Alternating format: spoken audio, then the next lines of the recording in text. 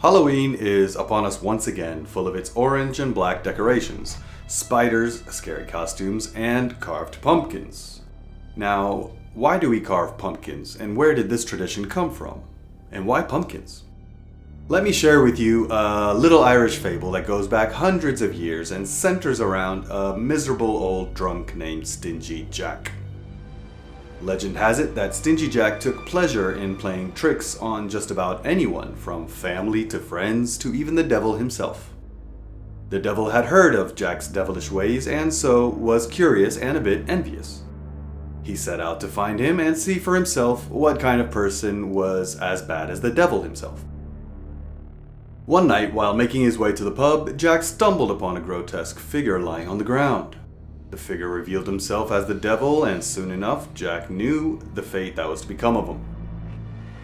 So before the devil could take his soul and send him back to Hades, Jack, being the drunk trickster that he was, asked for one last ale before he dies. The devil agreed, and off they went to the pub. After his thirst had been quenched and it was time to leave, Jack turned to the devil and asked him to pay for the drink, because as usual, Stingy Jack never paid his tabs. The devil, bemused by Jack's request, turned himself into a coin so Jack could pay for his ale. But instead of paying his tab, Jack put the coin in his pocket where he also carried a crucifix, entrapping the devil in the form of a coin, and left the pub. Jack later freed the devil on the condition that he would not ask for his soul until 1 year had passed by. 12 months later, sure enough, the devil crossed paths with Jack again. This time, pleading for his life, Jack asked for one last favor. If the devil could climb up an apple tree and grab him the best apple he could find. The devil agreed once again and climbed up the tree, but to his dismay, the trickster pulled out his knife and carved a cross on the bark of the tree, preventing him from coming down. This is when Jack asked the devil once and for all to never ask for his soul again if he wanted to get down from the tree. The devil had no choice but to agree. Jack removed the cross, and the devil disappeared for good. Years later, old Stingy Jack would die in the middle of a cold winter. When he knocked on the gates of heaven, he was turned away because of his life of deceit, nastiness, and drunkenness. In despair, he decided to take refuge in hell, but was reminded by the devil of the pact that they had made and to never take his soul away. Therefore could not accept him in hell.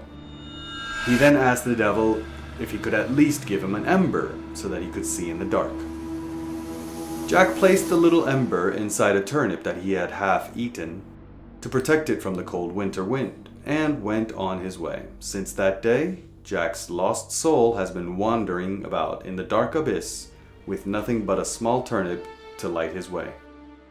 How does this tale relate to the now celebrated Halloween? Halloween was originated from the Celtic harvest festival called Samhain. And to celebrate Samhain, many people would ward off evil spirits by lighting bonfires and dress up in scary costumes, carrying, yes you guessed it, turnip-turned lanterns.